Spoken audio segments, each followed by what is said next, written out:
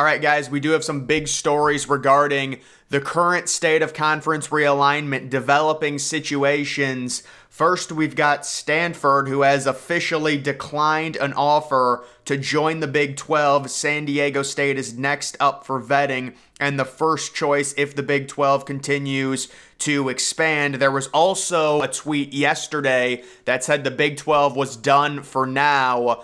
I would say right now, the Big 12, it's probably eventually going to expand to 20 teams, and you're looking at San Diego State as a possible 1A type option, although it does get pretty tricky. Would they bring on UConn? Would they bring on Gonzaga for basketball? I do think the Big 12 would be interested in some of the quote-unquote ACC leftovers if the ACC goes by the wayside, with Clemson and FSU triggering that if they do end up in the SEC. They're able to somehow get out of that horrible TV deal, but not surprising at all. Stanford sitting back. I would imagine this confirms Stanford will likely be an independent in the 2024, or would it be 2025 season? Either way, I would say they'll be an independent for 1, maybe 2 years at most, and then I would expect them to join the Big Ten. It's too great of a fit. Now, a lot of people are wondering, why didn't Stanford join the Big Ten? They were talking to the Big Ten,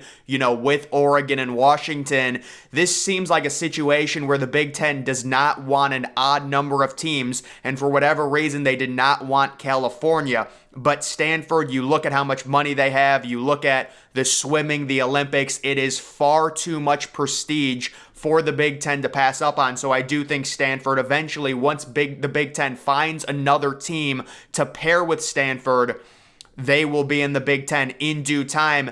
And right now they're being told, just sit tight. You're going to be in the conference. Don't worry. Maybe be an independent for a year. It's not a big deal. That's probably what's happening there. There are also fears around certain studios that a lawsuit could emerge. If that happens, said studios would like to quietly find a Power 5 home for the remaining PAC 4. So maybe Oregon State and Washington State, who apparently were completely blindsided by this whole situation, might be trying to sue, get Cal and Stanford into the ACC, and you take care of the first two. Would the Big 12 be interested in San Diego State and Oregon State? And then that would leave Washington State left out to dry. Where would Washington State go in that scenario? When it comes to the first thing, California and Stanford, this was a rumor that originated yesterday. Apparently, this is what's happening today. They're meeting, they're vetting them. California, Stanford, maybe to the ACC. I do not see that happening. The only thing I can see is somehow maybe California joins the conference. I just don't know why. If you're Stanford in your current position, you would agree to join the ACC with their current TV deal through 2036. Doesn't make much sense, and you're sacrificing a ton of travel. And then people say, well, look at Oregon, Washington, UCLA, USC, look at all the travel they're sacrificing. Yeah, they're joining a conference and making eventually, in 5 or 6 years, $60, $70, $80 million per year. That would 100% be worth it. And the other thing is the Big Ten probably told USC and UCLA that they were adding a West Wing. The West Wing rumors originated over a year ago. I was doing videos on the Big Ten having a West Wing. It made the most sense by far. And now I'm thinking about it. The next big thing that makes the most sense to me is the SEC raiding the ACC in response to the Big Ten move. But there's also the thought, what if the ACC can somehow add California and Stanford? That would stabilize them at least to a degree, even if they somehow lose Clemson and FSU. But if they lose Clemson and FSU, would that be all of the rest of the ACC teams? There were like 8 teams rumored a few months ago that they were trying to get out of the TV deal if they all banded together. Would all of those teams then be freed up to go anywhere if Clemson and FSU are able to? Or is it just Clemson and FSU paying a ridiculous buyout that no other team in the ACC can afford? There's a lot going on right now. But when it comes to this, I would say I would be very surprised if Stanford joined the ACC and would sacrifice that much travel for really not much in returns in terms of money. California, I can see it. They're desperate technically the ACC and those schools do kind of fit when you look at academics. Of course, geographically it's ridiculous. And then the Big 12, we're watching San Diego State possibly to the Big 12. We're watching Oregon State. I haven't heard anything about Washington State going to the Big 12, but there were a few people saying, well, maybe it's Washington State and Oregon State to the Big 12. They're trying to find spots for the Pac-4. And then we also have this next step for the Pac-4 and what happens to the Rose Bowl. So a lot of people seem interested about the Rose Bowl because it was Pac-12 versus Big 10, but the Rose Bowl, I believe, was already going to become a playoff because we expanded. It was going to become a playoff game because we expanded to the 12-team playoff. So the Rose Bowl, in terms of SEC, or in terms of Pac-12 versus Big 10, it was already going to be irrelevant anyways. So, that's what happened. The Rose Bowl was already changing no matter what, whether or not the Pac-12 survives. Obviously, we know the history matchup, the Pac-12 versus Big 10, that's not happening anymore. And then the Pac-4, there are a few rumors floating around. The most obvious one would be some type of merger between the 4 Pac-12 schools and the Mountain West. And the thing that I talked about yesterday was, what if Stanford just says, I'm going to become an independent? The 3 remaining Pac-12 teams say, listen, we're still technically a Power 5 conference. Let's join the Mountain West or do some type of merger, but we can keep our Power 5 status. That comes with a lot of perks, including receiving money, from playoff games, things like that. And possibly telling the Mountain West, you need to kick 3 teams out of your conference. We don't want the conference watered down. We're not interested in splitting, 15 different shares or whatever it would be. Kick 3 teams out, and then you would have California, Oregon State, and Washington State joining the Mountain West. Stanford becomes the independent, and then Stanford eventually, inevitably joins the Big 10. What I can see, that's probably the most likely scenario right now. I don't know if they will kick 3 teams out. It's very hard. They would have to have 9 out of 12 votes to even examine doing that in the Mountain West. But it is something to keep your eye on when it comes to the current state of the Pac-4. One more Pac-4 long shot on the merger front could come with the American Conference. Cal, Oregon State, Stanford, Washington State would be joined by SMU, Tulane, Rice, South Florida, Tulsa, Memphis, North Texas, UTSA, UAB, and Charlotte. That does not seem like an attractive option. There were rumors that the American Conference was interested in adding those teams. It would have to be some type of merger, the travel. It just seems like, is the travel really worth it when you're making like 1 or 2 more million per year? It's not like the American Conference has this great TV deal.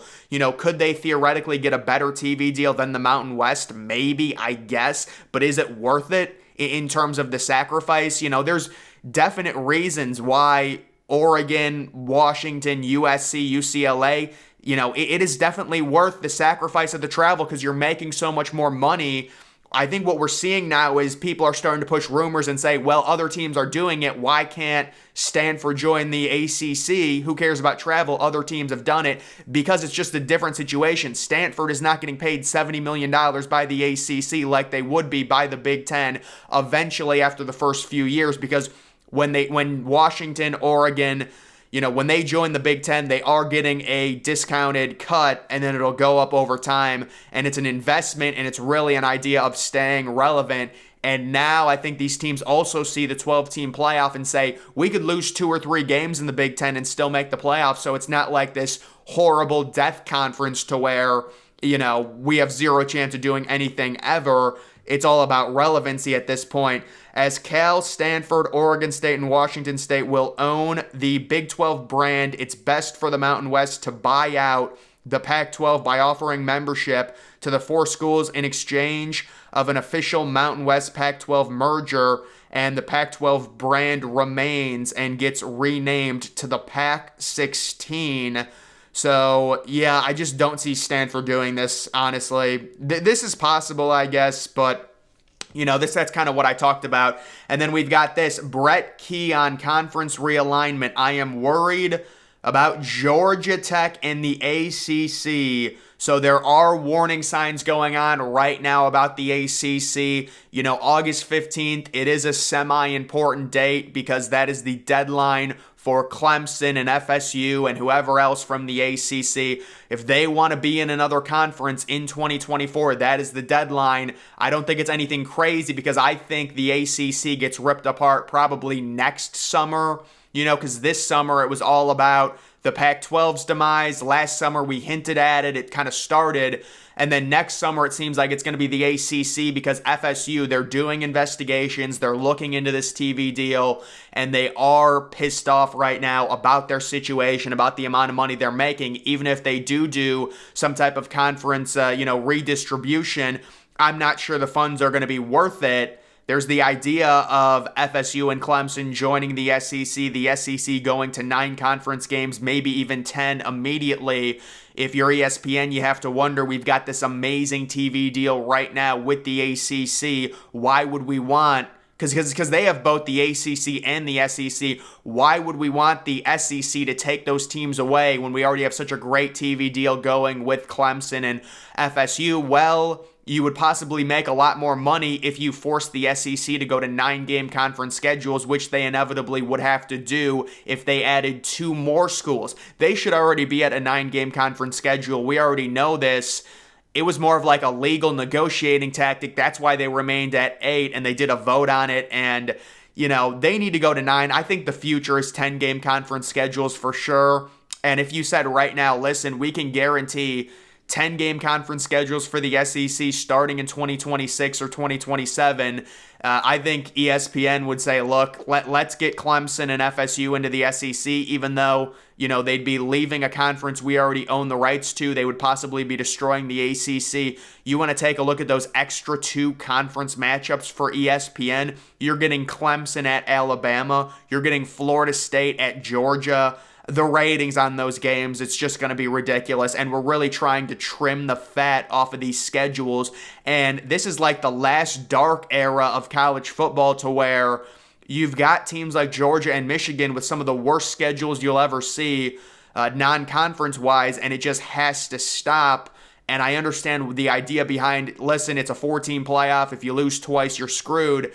Now with the introduction of the 12-team playoff, that should end all of those issues, and teams should, be able to schedule a lot harder.